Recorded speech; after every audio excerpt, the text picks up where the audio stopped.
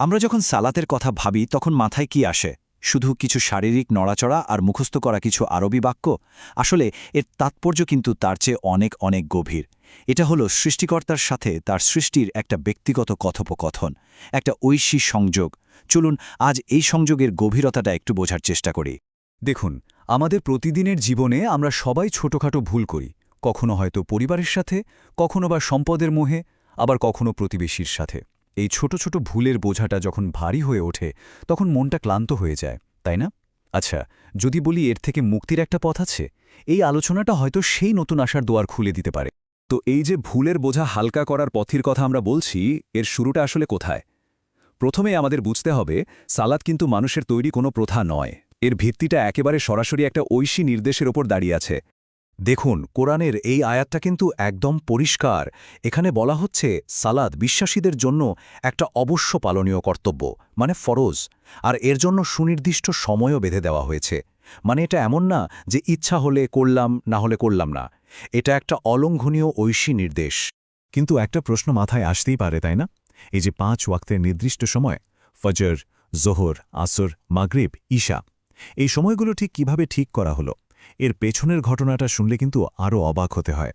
এর উত্তরটা একটা অসাধারণ ঘটনার মধ্যে লুকিয়ে আছে। হাদিস থেকে আমরা জানতে পারি, একবার খলিফা উমর ইবনু আব্দুল আজিজ সালাতে একটু দেরি করেছিলেন। তখন একজন তাবেয়ী, উরওয়া ইবনু জুবেইর, তাকে একটা ঘটনা মনে করিয়ে দেন। তিনি বলেন, স্বয়ং ফেরেশতা জিবরিল আল্লাহ পৃথিবীতে নেমে এসে রসূলুল্লাহ সাল্লাল্লাহু আলাইহি ওয়াসাল্লামের ইমামতি করে 5 ওয়াক্ত সালাত শিখিয়েছিলেন।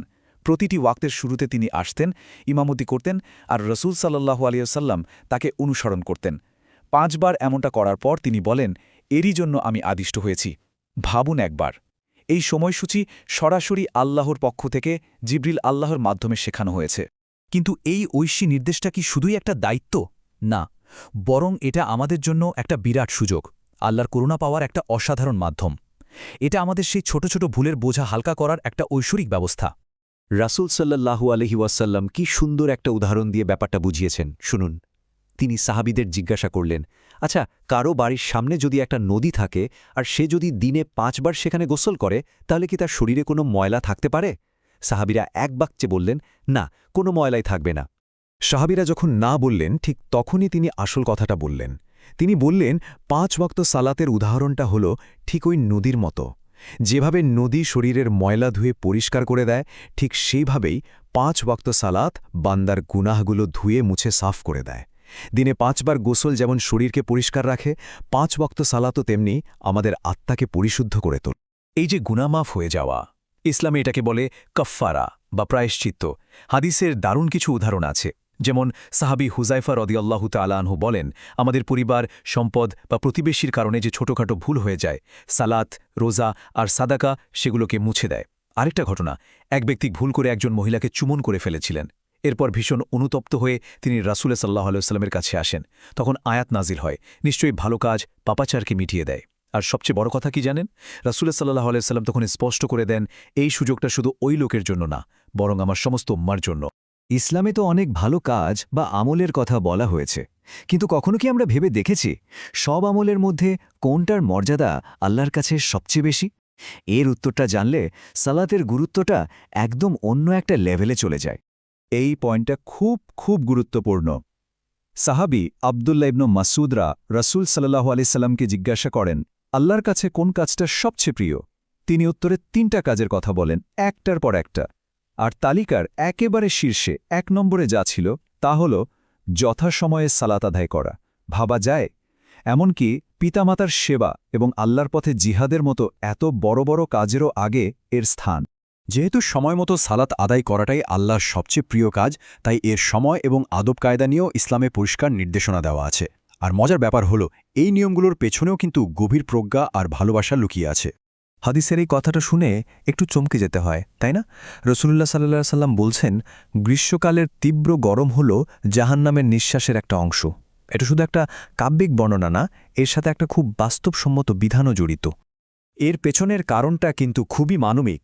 যখন মরুভূমির প্রচণ্ড গরমে টেকা দায় হয়ে যেত, তখন রাসূলুল্লাহ সাল্লাল্লাহু আলাইহি ওয়াসাল্লাম জোহরের সালাতটা একটু দেরিতে, মানে গরমের তেজটা একটু কমে এলে পড়ার নির্দেশ দিতেন।